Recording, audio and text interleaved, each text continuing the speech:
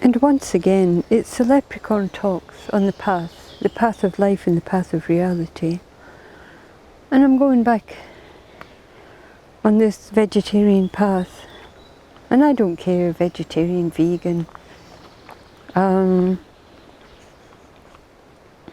cheese or no cheese, butter or no butter. In general, I cannot eat fish. I don't eat fish, I can't. It's the taste, it's not the ideology, it's the taste. If you're a person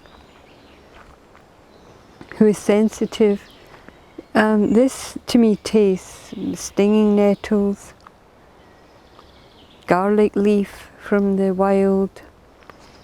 I can't remember what this is called. This is a Waldmeister or something. I don't know what this is called. But I'm going to eat it. You can eat it. I think this is Waldmeister.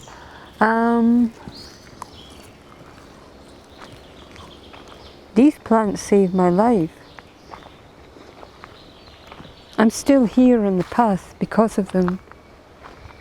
But when you go into certain places and certain cultures,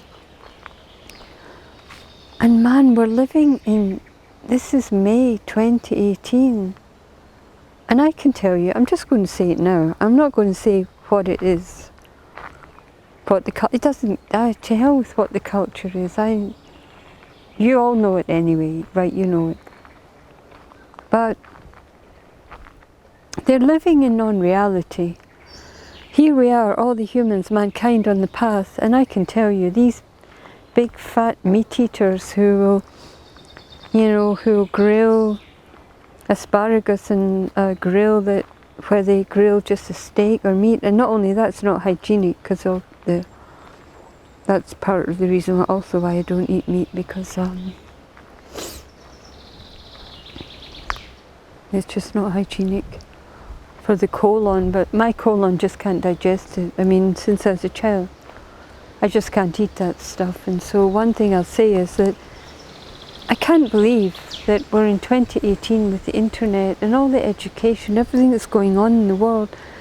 And really, there is a transformation taking place. I can't believe it, that there is still people, or this, they just cling to their culture. They just don't care. And maybe they think it's funny if they stick something on the grill where there's just been a steak, and they just give it because you've said I'm vegetarian, I don't eat any of that. There is that aspect. Now, I'm not going to get into conflict with that aspect, but I can tell you it's over, guys. It really is over. It's the end. And I don't believe people lived like that in the Middle Ages, although that's a stupid, crappy story. Let's tilt this a bit. There you are. That's a story they tell you. I don't believe it, because I think they did what I did. I'll go into the woods and I'll get stinging nettle. Where are you? And all kinds of fresh food.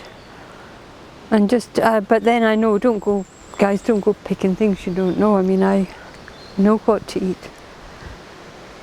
And I think that's what they did in the Middle Ages. I don't believe for 5 minutes they were eating like this. I think this is just a whole rubbish sales promo. Oh, there's dock leaves. Dock leaves are also good.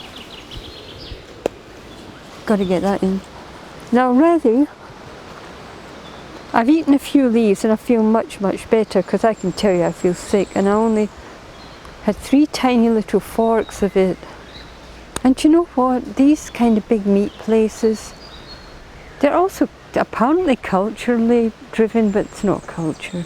There's no way that's a culture. It's an obscenity.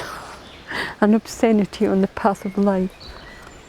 That stuff.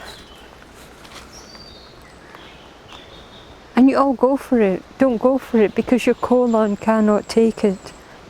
Your colon cannot digest that stuff. All that happens is it destroys the lining of the intestine. You end up big fat something. I mean, I'm sorry, but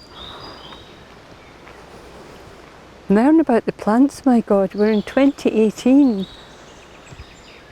Anyway, the people in the Middle Ages, I don't believe they were doing all this rubbish. Of course they weren't. They didn't have this is just some sales op for, yeah, it's just to make money. It's been going on for now 60 or more years. Just oh yeah, they say the Middle Ages, and this is what they did in the time of the Knights Templar. I'll tell you what they did in the time of the Knights Templar. They were going foraging, and you think they were eating tons of this grilled meat and all that rubbish, and where did they get it, right? So yeah, they were foraging. And I bet you they were mostly eating this sticky nettle. It's caused a cultural revolution in my mind. Oops.